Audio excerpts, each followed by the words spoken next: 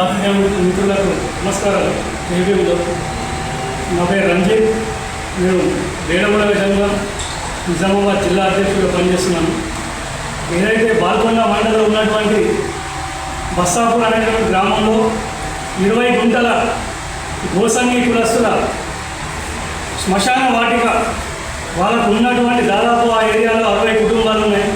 ఆ 60 కుటుంబాలకు కూడా దిగైనటువంటి ఆ శ్మశాన వాటిక ఈరోజు మరి కాపు తోట గణేష్ కాపు కులస్తుడు ఆ యొక్క మనిషి ఆ శ్మశాన వాటికకు పక్కనే వాళ్ళ యొక్క వ్యవసాయ భూమి ఉండడం వల్ల వీళ్ళకు సంచార జాతులు, వీళ్ళకు చదువు లేదు, వీళ్ళకు అడిగేటటువంటి మనుషులు లేరు, వీళ్ళకు మేము కబ్జా చేసినా కూడా వీళ్ళు ఎంత వచ్చేవారు అనేటటువంటి చులకన భావంతో ఈరోజు దాదాపు స్వాతంత్రం వచ్చి 80 ఏళ్ళు గడుస్తున్నా కూడా దళితుల పైన ఇంకా ఈ అకృత్యాలు ఆగట్లేదు, దళితుల పైన ఈ దౌర్జన్యాలు ఆగట్లేదు, ఈ దాడులు ఆగట్లేదు, ఈ భూముల కబ్జాలు ఆగట్లేదు.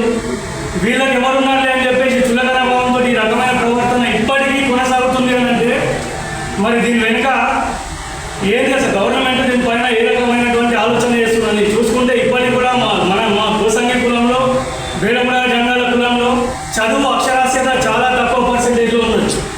ఇదే వాళ్ళకు పెద్ద ప్లస్ పాయింట్గా మారిపోయింది. వీళ్ళకి ఎవరు లేరు, వీళ్ళ జాతులు ఈనాటికి కూడా పెద్ద నాయకులు అనేటువంటి ఇప్పటికి కూడా లేరు. కాబట్టి గోసంగి కులంలో వీళ్ళని కబ్జా చేసినా కూడా అడిగేటోడు ఎవరు అనేటటువంటి ఆలోచనతో, ధైర్యంతో మరి ఆ రోజు మన వాళ్ళు చేసినటువంటి చిన్న పొరపాటు ఆ యొక్క జాగా 1982లో ఉన్నప్పుడు దానికి మ్యూటేషన్ చేయలేదు, రిజిస్ట్రేషన్ చేయలేదు, గవర్నమెంట్ యొక్క డాక్యుమెంటేషన్ చేయలేదు. ఆ యొక్క చిన్న పొరపాటు ఈరోజు ఆ జాగా మాది అని చెప్పి నిరూపించుకోవడానికి ఒక పక్క బలమైనటువంటి ఆధారం లేకుండా అయిపోయింది. జస్ట్ వాళ్ళు అమ్మినట్టు, మేము కొన్నట్టు ఒక కాగితం రాసుకొని సంతకాలు పెట్టడం తప్ప అక్కడ అధికారికంగా రెవెన్యూ ఆఫీస్లో యొక్క డాక్యుమెంటైజేషన్ ఏది జరగకపోవడం వల్ల అది మాది అని చెప్పి చెప్పుకోలేకపోతున్నాం. కానీ డబ్బు పెట్టింది నిజం, కొన్నది నిజం, పేపర్ రాసుకున్నది నిజం. అది స్వయంగా మా గోసంగి కులస్తుల జాగా అయినప్పుడు ఆధారం లేనంత మాత్రం దాన్ని వదులుకోవడానికి ఏ రకంగా కూడా మేము సిద్ధంగా లేము. న్యాయం గెలుస్తుంది అని చెప్పేసి ఒక ఆలోచనతో ఏదైతే వాళ్ళు రాసినటువంటి పేపర్ని పట్టుకొని మాత్రమే ఈరోజు పోరాటం చేద్దాం. మన యొక్క ఆత్మగౌరవం సంబంధించినటువంటి విషయం అది. మన జాగాని మనం డాక్యుమెంట్ లేని కారణంగా ఎట్లా వదిలేస్తాం అనేటటువంటి ఏకైక ఆలోచనతో ఈరోజు ఆ కొన్నది అమ్మినటువంటి పేపర్ని పట్టుకొని ఈరోజు పోరాటం చేయడానికి సిద్ధమై కలెక్టర్ గారిని కలిసి మనకంటూ అడ్మినిస్ట్రేషన్ డిపార్ట్మెంట్స్ ఉన్నాయి, న్యాయం చేసేటువంటి పెద్ద మనుషులు ఉన్నారు, ఎమ్మెల్యేలు ఉన్నారు, మినిస్టర్లు ఉన్నారు, వాళ్ళకి చెప్తాము.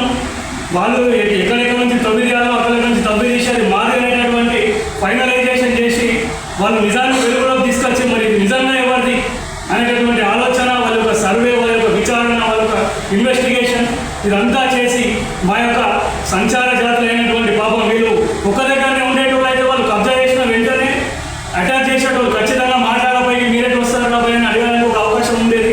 కానీ వీళ్ళు ఊరూరు తిరిగి వాళ్ళు సంచార జాతులు ఏదో ఒక పని చేసుకుంటూ ఎక్కడెక్కడికో వెళ్తూ ఉంటారు. ఎప్పుడో ఒకసారి 6 నెలలకు, సంవత్సరాలకు, 2 సంవత్సరాలకు వాళ్ళు వస్తూ ఉంటారు. కాబట్టి ఆ కబ్జా అయినటువంటి విషయాన్ని మనం పట్టించుకోకపోవడం వల్ల ఈరోజు అదే నిర్లక్ష్యం వాళ్ళకు ప్లస్ పాయింట్ అయిపోయింది. వాళ్ళు కబ్జా చేసుకున్నారు. దయచేసి ఈరోజు కలెక్టర్ గారికి వినతి పత్రం వేయడం జరిగింది. కలెక్టర్ గారు కూడా చాలా సానుకూలంగా స్పందించడం జరిగింది. వీళ్ళని